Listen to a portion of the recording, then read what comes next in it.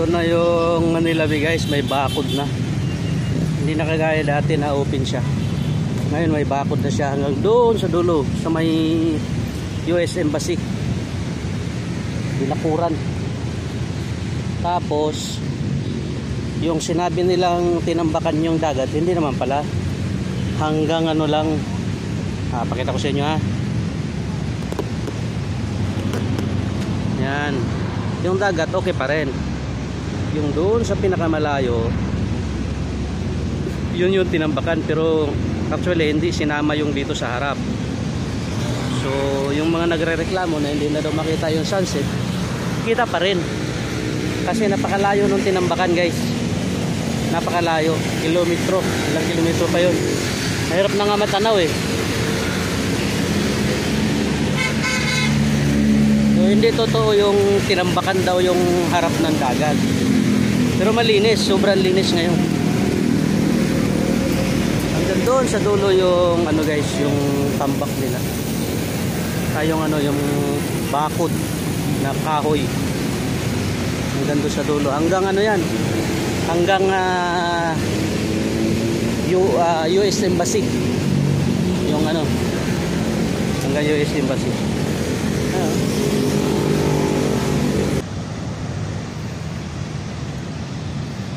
Yan guys, napakaraming ibon. Ibig sabihin maraming isda sa banda na to.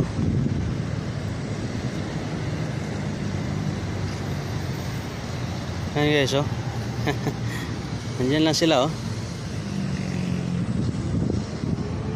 So ibig sabihin maraming isda sa area na to guys.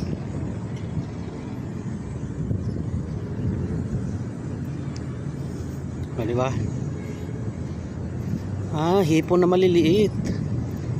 Mayroong hipon na maliliit guys, hindi lang makita sa video, pero yun yung kinakain nila.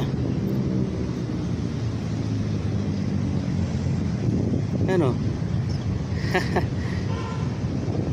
Ganito nakalinis guys ang Manila Bay.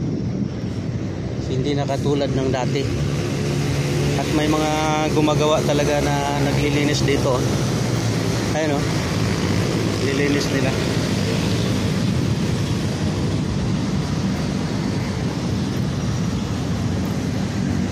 So napakaraming ibon. Ano? May hinuhuli silang parang hipon na maliliit. So meaning napakalinis na talaga dito ngayon. Although malabo yung tubig, pero walang basura baga. Yung tubig hindi natin sure kung pwede nang liguan yan. Pero kung ako, hindi ako maliligo dyan. Pero yung lugar dito guys, matagal ako rito, 2007 nandito na ako, pero hindi ganito kalinis to. Yan, may mga naglilinis guys. Ano ba yan? Pumunta ako dito dahil dito sila. Dito naman, dumami doon banda. Nandun naman sila Yung malayo lang na yon, ang tinambakan pala yon. Pero yung dito, hindi po guys, walang tambak dito mga kagala.